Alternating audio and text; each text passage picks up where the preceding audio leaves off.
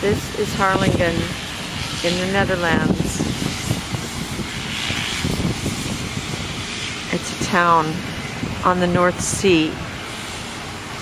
And there are cranes here that they do shipping with, but this one has been turned into a hotel room. This is where Scott and George spent the night in this amazing, one-of-a-kind hotel room. You have to take 2 elevator shafts, separate ones, to get in it. It's like going into the space shuttle. Yeah, okay, so now we're going up on the 2nd elevator, and this is the really fun one. I mean, do you see we are really high up here? Okay, so we're getting into this little cavity, and you're only supposed to put 3 people in the cavity, but we put 4. We risked before, now we're going to risk again. Hello. There's George and me coming up the elevator. Got Hey, 2 welcome. birthday boys right here, George and Scott. Here, get yourself a bread first. You get something in your gullet. One of the coolest things about it is that you can go up in that cab part that you can see, that little window part that sticks out on your left, and you can turn the thing around. You can put it on automatic and your hotel room can spin the whole night. I will say there are cheaper ways of making your room spin, but this one won't leave you with a hangover. This one is not rectangular. I am headed up, climbing this industrial strength ladder to the area where you can spin your hotel room. Okay, how do you do it? Just shove the lever forward or back. All right, the lever's forward. Oh my. Oh, wow. And if you go outside through this hatch, there's a little sitting area up here, and it's the crane. You are inside the crane. And I don't know about you, but I'm kind of tired of looking this way. So we'll turn around and look this other way.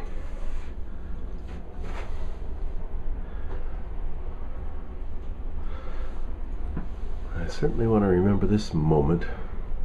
I like to strive to remember lots of moments, not take things for granted, and appreciate what's around me and notice.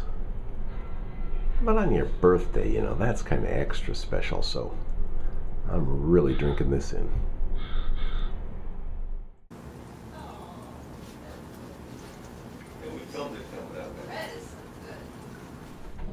So here's Mary at the controls, ever the crane operator. Who'd have guessed that I'd be operating a crane? A woman with tremendous in powers. the Netherlands. It's actually a hotel. Try to manifest that, will ya? I'm serious. But here we are. It's a crane that's a hotel. This is my very first crane hotel I think I've seen. It's the only one in the world. Really? One really cool thing is that when the wind blows hard, you can really feel it up here. The thing sort of shakes a little bit.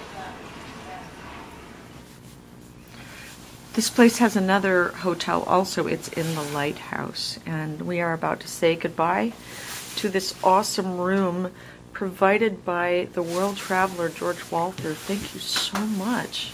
George, we've had some wonderful travel experiences over the years. Vietnam, Bali, Thailand many times, and this is probably the most unique of them all. And it's a very special 50th birthday present. Thank you for making my birthday so special, and thanks for allowing my two good buddies to come with me. Me For all of us. Yeah. Yes, we're very lucky. Thanks for letting Mary and I be part of the birthday celebration, as long as we promised that we would leave the room and go home to our own room. Which took some nudging. Yeah, I heard Scott say last night, I don't think we're going to be able to get rid of these two girls. Doesn't look good. But actually, on second thought, I wish we would have. One of the girls would have stayed and we could have sent George, but hey. In a perfect world. Yeah. Okay, so we're just going to start at the top today. We are in Harlingen, and we started in Amsterdam. It has been a day of firsts. First, George slept till 10:30. Even though he bitched and moaned about all of us not getting up on time, he was leading the parade and slept till 10:30. We do not know how this happened. Then we had a busy morning of having pizza for breakfast, cold however we got here. Then we sat at the pier and no one understood why we were sitting in this cold, cold, dark place until, of course, a woman with gale force winds and a little boy on the back of a bicycle showed up and George acted like, oh, how fascinating. I think I'll go talk to this unusual woman. But really, she was in cahoots and had the most wonderful, incredible surprise in that George created another miracle, and that there is a one-room hotel at the top of a crane, which is always booked out for a year. But guess what? He decided out of the goodness of his heart to get this for his great buddy who loves to travel around the world and adores surprises, even though he had a control freak fit because he was not in control of things. However, we got to go up the escalator, the elevator, whatever it's called, this tube that went up. We're going up into the room, and the floor is rising. There are no elevator walls that move. And there was an amazing, amazing hotel room, and Scott got to go up a few stairs and actually operate this crane so that it turned 360 degrees. Now I ask you, here's a one-room hotel room that really pretty much nobody in the world knows exists, and it's booked out constantly to the very few exquisite people who do know about it. And do you think that George came up with this plan on the one day that both of them were going to actually be in this country? Yes, and that's why we know that this is a miracle. How can you argue with good logic? This is so amazing. That was their hotel room last night. Beyond amazing. That was their hotel room last night right there. You, happy birthday, dear George. Happy birthday to